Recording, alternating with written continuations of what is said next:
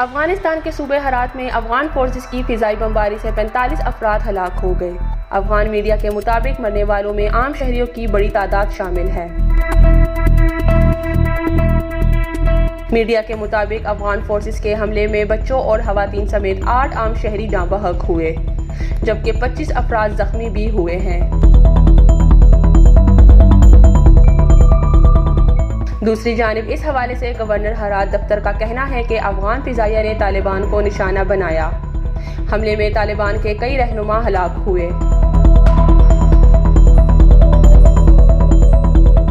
अफगान वजारत दाखिला का कहना है कि फिजाई बमबारी के नतीजे में आम शहरियों की हलाकत की खबरों का जायजा लिया जा रहा है और इस ज़मीन में तहकीकात अमल में लाने के बाद नताइज से अवाम को आगाह किया जाएगा।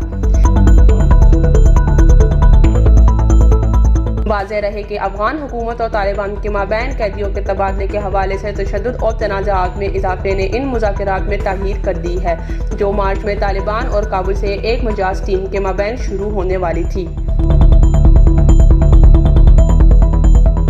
नौशीन, sportstory.news।